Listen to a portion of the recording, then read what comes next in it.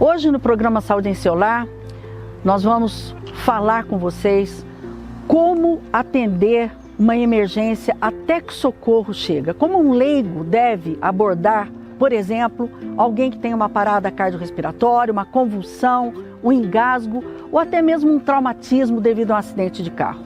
Por isso, convido vocês a não perder esse programa especial, esse presente que o Saúde em Seu Lar está dando para você.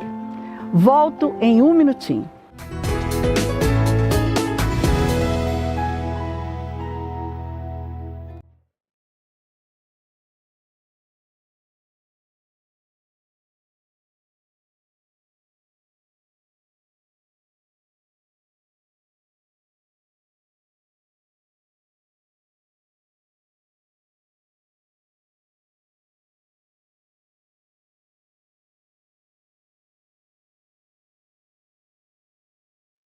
Bem, estamos aqui na PUC e hoje vamos fazer um programa especial, como eu disse no editorial, mostrando nas urgências, nas emergências, até que o SAMU, até que o socorro chegue, o que você deve fazer. Mas primeiro, vamos mostrar o que acontece normalmente quando uma pessoa tem uma parada cardíaca, uma parada respiratória, uma parada cardiorrespiratória.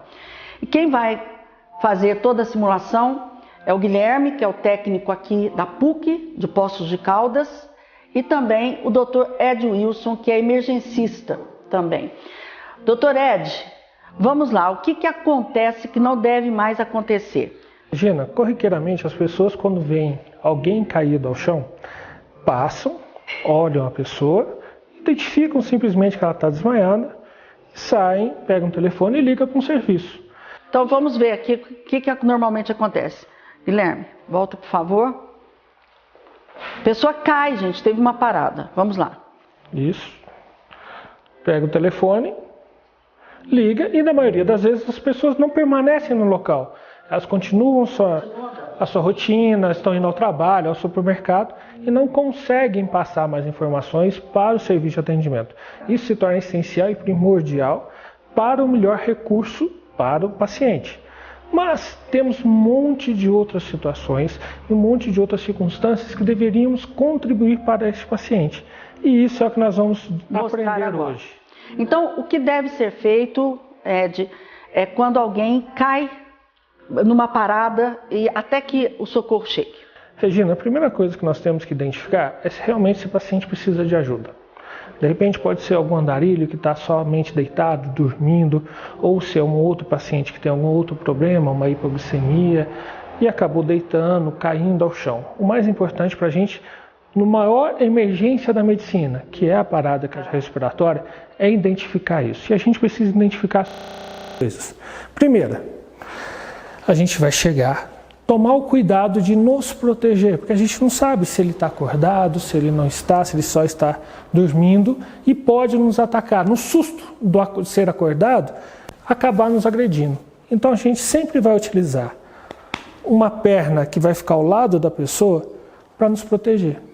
Tá? Que se eu precisar de levantar, eu levanto facilmente. Ao contrário de eu estar ajoelhado, eu vou demorar um tempo maior para levantar e sair. Isso pode me comprometer, se essa pessoa assustar, me dar um tapa ou algum tipo de agressão. Então, me protegendo, eu vou tentar chamar. Seu José, tudo bem? Não respondeu. Nisso, o meu sinal de alerta já tem que se despertar, já tem que acender o meu sinal de alerta. Após eu fazer isso, seu José, e ele não responder, a primeira coisa que eu vou fazer é chamar ajuda. Guilherme, pode vir me ajudar? Enquanto eu estou aqui tentando identificar se ele tem uma situação de parada ou não, eu vou pedir para o Guilherme ligar para o SAMU ou para o bombeiro. Ele já está me ajudando, acionando o serviço apropriado. Seu José, não responde. O que eu vou fazer agora? Eu vou ver se ele respira. Como que eu faço isso? Toda mãe, quando tem uma criança pequena em casa, e muitas das vezes acorda à noite para saber se a criança está respirando, preocupada, ela vai e coloca a mão no peito da criança. É isso que nós vamos fazer aqui. Vamos colocar a mão, vamos ver se esse peito levanta e abaixa. Se ele fizer isso, quer dizer que ele está respirando. Se eu ficar aqui 3, 4, 5 segundos, esse tórax não mexer, o peito não levantar e abaixar, ele não está respirando. Opa, já fiz o primeiro diagnóstico. Esse paciente está em parada respiratória, né? Já é algo que eu tenho que começar a ficar mais atento ainda e pedir para o Guilherme já informar o serviço de assistência que o paciente não respira. O segundo ponto é ver se ele tem pulso. Como que eu vejo isso? Ah, mas eu nunca vi pulso, eu não trabalho na área de saúde. Tem a regra dos 2. Eu vejo o processo cricoide, esse ossinho, pombo de Adão no pescoço. Eu ponho 2 dedos para o lado, 2 dedos para cima. Justamente neste ponto eu vou sentir o pulso. O nosso paciente aí? Então, processo cricoide, 2 dedos para o lado, 2 dedos para cima. E vou ficar aqui no máximo 10 segundos. Ah, mas eu não tenho experiência de saber se tem ou não tem. Você vai sentir algo pulsátil. Se você não sentiu, isso identifica uma parada cardíaca. Ou seja, o paciente que não respira e que eu não sinto pulso, ele está numa parada cardiorrespiratória. E aí eu já tenho que iniciar o tratamento para esse paciente. Eu, quanto leigo, iniciando essas manobras, eu vou melhorar a sobrevida dele. Tá? Isso aumenta em muito a chance deles recuperar desse estado que é pré-morte até que uma ambulância chegue. Bem, se nós já identificamos que o paciente não tem pulso e não tem movimento respiratório, fizemos o diagnóstico de parada cardiorrespiratória e eu já chamei a ajuda do meu colega Guilherme, que estava passando por aqui, é Guilherme, né? E aí nós vamos começar o tratamento, tá? Qual é o tratamento? É a famosa massagem, tá? São as compressões torácicas. Como que eu vou fazer isso? Eu vou identificar o osso, tá? Que se chama externo.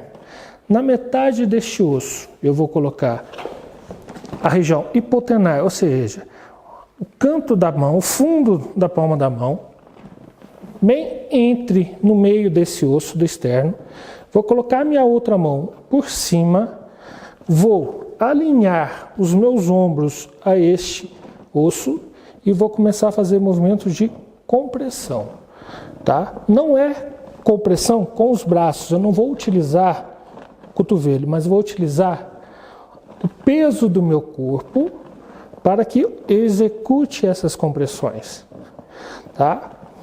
Vamos lá? Vamos colocar o Guilherme para ir fazendo essas compressões. Identifica o osso, o externo. Na metade do externo você vai colocar a região hipotenar. Também a outra mão. Vai alinhar o seu ombro com o externo. Eles têm que ficar em paralelo. E vai começar a compressão, utilizando o peso do seu corpo. Isso. Quantas compressões? Regina, como a gente está na rua e são pessoas não da área de saúde, capacitadas e treinadas, vamos fazer em torno de 100 a 120 compressões a cada minuto durante 2 minutos. Ou seja, a cada segundo eu teria que fazer 2 movimentos desses. Então, vamos aumentar um pouquinho mais o ritmo e seria neste ritmo, tá? De 100 a 120 compressões por minuto durante... E não se faz mais a parte respiratória? Não. Isso já caiu por terra, isso é importante. Para o leigo, tá? Sim. Para a pessoa que está passando na rua, não se faz mais. Por quê? A técnica da respiração boca a boca exigia uma força durante a expiração, tal força que pudesse elevar o tórax, encher os pulmões. E isso eu tinha que fazer 2 vezes a cada 2 minutos. Muitas das vezes a pessoa já estava cansada, fadigada de fazer a massagem e tinha que vir e fazer a respiração. Estudos demonstraram que o movimento de compressão e relaxamento do tórax já é o suficiente para o ar sair e voltar.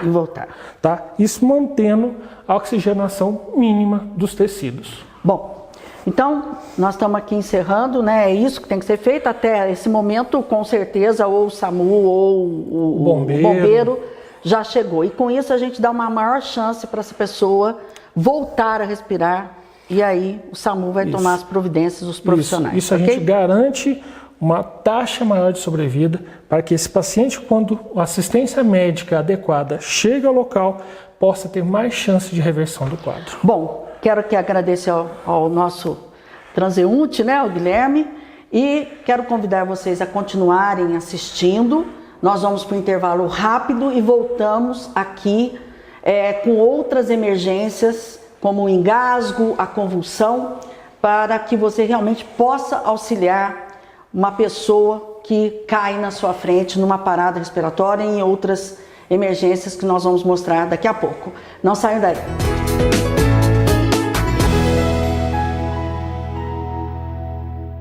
Estamos de volta com o programa Saúde em Seu Lar e hoje fazendo essas simulações em relação às emergências para que os leigos possam ajudar as pessoas até que o socorro chegue. Estou aqui com o Dr. Ed Wilson, que é emergencista, clínico, e está nos ajudando aí também o Guilherme, que é um técnico aqui da PUC, tá bem? Vamos lá, agora vamos falar da convulsão, né? Uma pessoa tem uma crise convulsiva, cai numa crise convulsiva. Sim. Do seu lado aqui, o que fazer? O que não fazer primeiro, né? Sim. O que não fazer? Regina, de 8 a 10% da nossa população vai apresentar um evento de crise convulsiva durante a sua vida. Não quer dizer que ele tem alguma patologia, tem algum mal epilético, nada. Ele vai ter um evento simples e isso pode acontecer em qualquer lugar, dentro do ônibus, na rua, no restaurante. O que é o mais preocupante para esse paciente na crise convulsiva? São os objetos em volta, que isso pode machucá-lo. Mas as pessoas fazem o que quando vê uma crise convulsiva? Aglomeram em volta, né? A primeira coisa é fazer aquela multidão em volta. Sufoca até. Sufoca. E o mais perigoso para quem está assistindo é o famoso mito de tentar desenrolar a língua.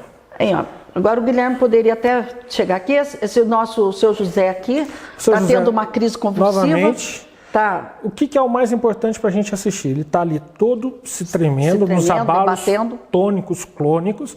Ele tem uma rigidez, então não tentem segurar o braço, não tentem tirar a língua, desenrolar a língua. Isso não tem. A força da contratura é tão grande que a pessoa pode perder parte ou totalmente o Guilherme, mostra o que não pode fazer. Mostra lá. Enfiar o dedo dentro da boca. Está em crise convulsiva. Isso não se faz. Não se faz jamais. Tá? Isso não se faz. O que se faz? Nós podemos ver que em volta dele tem vários objetos. A primeira coisa que temos que fazer, vamos tirar a cadeira, Guilherme? Tirar a cadeira, tirar a escada, pedir para que as pessoas se afastem e a única preocupação minha vai ser apoiar a cabeça e não segurar a cabeça. Pode tirar uma blusa, alguma coisa e colocar embaixo, Ed? Pode. A única coisa é só apoiar, porque muitas das pessoas vão tentar segurar. E durante a crise ele não vai conseguir e pode machucar o paciente. Então é somente apoiar para que ele não bata a cabeça ao chão. É a única coisa que eu vou fazer. Passou o movimento da contratura, aí... Ela para espontaneamente? Para. Isso é uma dúvida que as pessoas têm. Uma crise convulsiva ela vai durar... E nisso também está chamando o SAMU, né, Ed? Sim, você está pedindo para outra pessoa do seu lado, pedindo ajuda. Sempre, qualquer emergência, a primeira coisa, identifiquei a minha emergência, eu vou ligar e pedir ajuda. Sempre. Nós não atendemos nada sozinhos, nós precisamos um dos outros. E esse é o intuito disso. Sim. É mostrar primeiro o que eu devo fazer, em segundo, o que é o segundo passo, que é pedir ajuda, que é o mais importante. E a questão do vômito?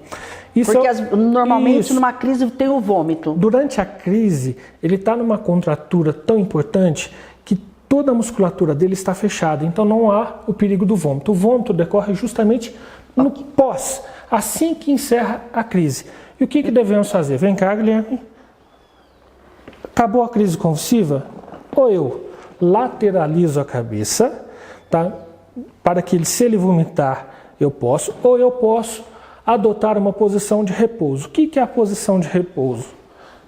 Elevo o braço, dobro o outro contra a lateral, dobro a perna contralateral ao lado que eu pretendo virar.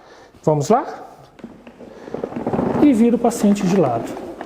Só isso. E aguardo o socorro chegar. Essa é uma posição de segurança para o paciente. Ele vai estar com a cabeça lateralizada, ou seja, qualquer secreção, vômito que ele tiver vai sair, ele não tem o risco de ir para dentro do pulmão e ele vai estar numa posição confortável aguardando o socorro chegar. Muito bom. Então, principalmente entender que não se pode colocar a mão dentro da boca. Nem objeto, colher, nada. Né? Outras coisas. É só aguardar o tempo que ela vai passar. Muito bem. Agora vamos para uma outra emergência que você salva uma pessoa caso faça a manobra correta, que é o engasgo, né? Sim. Eu acho que a gente podia colocar esse paciente aqui, o nosso senhor José, na cadeira sentado. O que você acha? Almoçando, comendo uma carne. Sim, vamos preparar o nosso cenário? Vamos preparar o nosso cenário. Vamos lá.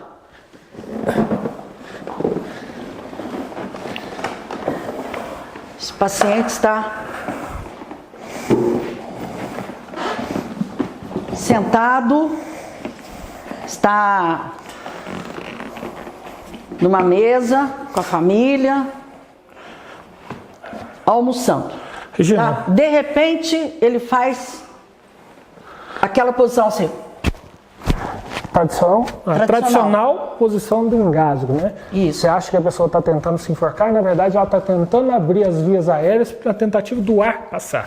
E esse é o famoso sinal do engasgo. Sim. De repente a pessoa corta um pedaço de carne maior do que a capacidade dele de engolir e aquilo obstrui. Guilherme, coloca a mão dele, vamos simular para as pessoas. Esse sinal é muito importante. Se tem alguém perto, não é Ed? Sim. E coloca a mão no pescoço, pode saber que ela está engasgada. Está engasgada. Tá? Ela já tentou de todas as formas tossir, não conseguiu, tomou água, não desceu, e ela acaba adotando essa posição de mostrar que o ar não está entrando e está sendo sufocada. O que devemos fazer? Se a pessoa está consciente e ela consegue ficar em pé, eu vou trazê-la para a posição em pé. Opa. E vou posicionar a minha mão abaixo do osso do externo, esse osso grande do peito nosso, tá? Vou colocar minha mão fechada abaixo desse osso, ou seja, na região tradicionalmente chamada de boca do estômago. E vou colocar minha outra mão para que eu possa fazer uma alavanca. Com isso, a minha preocupação é desse paciente cair. Então eu vou colocar minha perna entre as pernas deste paciente e vou fazer uma força contrária de baixo para cima, com força, tentando fazer com que o ar que está no estômago saia em direção da boca. Com esse ar que está aqui no estômago forçado a sair em direção à boca, ele tende a expulsar aquele objeto que estava fechando a passagem do ar para fora. Você faz uma manobra só, Ed? A gente ou pode tenta você fazer, repetir? Eu posso repetir, tentar fazer de 2 a 3 vezes, até que eu tenha certeza que liberou a passagem do ar. Tá. Por quê? Se eu não conseguir liberar a passagem do ar, esse paciente vai evoluir para aquele primeiro estágio, que é a parada cardiorrespiratória. Aí não adianta fazer isso se o paciente não tiver consciência. Ele perde a consciência, ele se solta sobre os meus braços e aí eu vou trazê-lo do chão até o chão e vou iniciar todas aquelas manobras iniciais, tá? De reanimação cardiorrespiratória. Aqui, quando ele perder a inconsciência e eu sei que foi por um engasgo, eu vou tentar fazer um negócio que se chama varredura.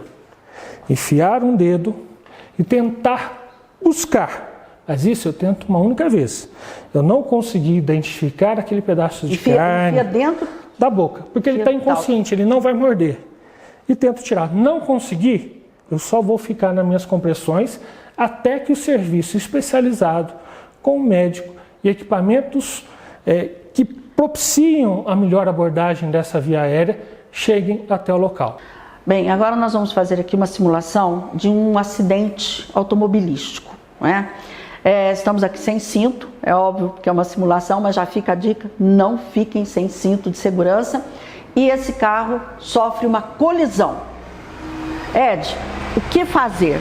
O que fazer? Nós temos alguns pontos para tratarmos durante isso. A primeira coisa, chegou, viu que tem uma pessoa acidentada?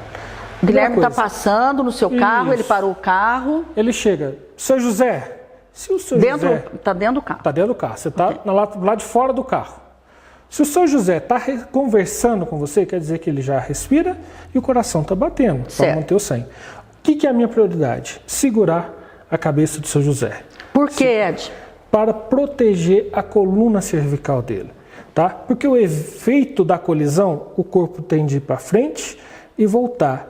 E quando ele volta, se principalmente o carro não tiver o apoio de cabeça, o pescoço ele tende a fazer um movimento de chicote. Isso pode causar traumas irreversíveis na coluna cervical. Então, o que eu faço? Segura a cabeça. E o que o Guilherme vai fazer? Pedir para que qualquer outro que esteja próximo, pode ligar para o SAMU, pode ligar para o bombeiro e avisar que tem um acidente, e ele vai continuar conversando com o seu José. Tá. Perguntando se está bem, se está com dor, aonde, mantendo ele comunicativo. Isso é importante para perceber se ele está conversando, ele está respirando e tem o coração funcionando. Se o seu José começa a ficar sonolento, ele tem que começar a perceber qual que é essa reação do seu José. Se ele começa a não falar mais, se ele não começa a mais mexer os braços, tá? Isso é sinal de um trauma craniano importante e isso tem que ser passado para quem ele chamou ajuda, se é o Corpo de Bombeiros, se é o SAMU, tá? Que há uma piora do nível de consciência dele. Mas aí o que ele faz? Ele tira o seu José do carro? Não ele vai deixar o seu José até que a equipe preparada venha socorrê-lo. Tá, então não mexa. Bom, vamos supor que esse paciente ele foi atirado para fora do carro. Tá. Então me ajuda, Guilherme, vamos colocar o paciente no chão. Foi atirado para fora do carro. Regina, os mesmos princípios lá do primeiro bloco do programa. Sim. Vou chegar e vou ver se ele fala. Seu José, ele respondeu para mim e falou, oi, ou gemeu, fez alguma gesticulação, eu vou segurar a cervical dele. Eu vou segurar a testa, com isso eu vou estar mobilizando a cervical. Sempre importante imobilizar a cervical. Imobilizar. Vem cá, Guilherme, pode ficar daí. Guilherme chegou, imobilizou. Pode pôr só a mão na testa. Só isso. Não precisa fazer força, nada. É só impedir com que ele mexa a coluna. E vai continuar o contato com o seu José. Oi, seu José, o que aconteceu? O senhor está bem? Está doendo aonde? Ah, está sangrando a perna, está sangrando o braço? Não se preocupem, tá? O Guilherme já tomou a providência de segurar a coluna cervical e pedir o auxílio ou ao Corpo de Bombeiro, ao SAMU, que vão ser responsáveis por estabilização, transporte e atendimento. Rapidinho. Se tiver com capacete, for um motociclista, hoje tira-se ou não? Hoje os nossos protocolos permitem que você tire o capacete, mas impede que você mexa na coluna cervical. Então tirar com cuidado. Muito cuidado, desde que não mexa a cabeça. Principalmente aquele que já estiver mexendo, sentado na cena, conversando, pode tirar. Aquele que estiver inconsciente, não mexa no capacete. Tá. Ok. Ok? Muito bem. Eu quero agradecer muito aqui ao Guilherme, agradecer ao Dr. Ed, agradecer à PUC, né, de Poços de Caldas, por ter possibilitado nós levarmos informações tão importantes que pode muito salvar a vida. Até a próxima semana. Muito obrigado pela audiência. Fiquem com Deus. Olá! Hoje eu quero fazer um convite a você que é da área da saúde. Convido para participar do programa Saúde em Seu Lar. Para isso, entre em contato neste telefone que está aí na sua tela. Venha colaborar com informação e educação, tudo sobre saúde.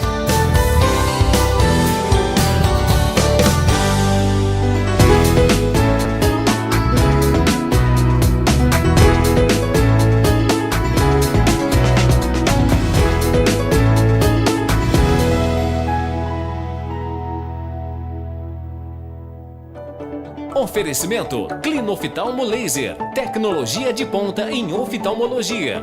Clinoftalmo Laser, liberdade para seus olhos.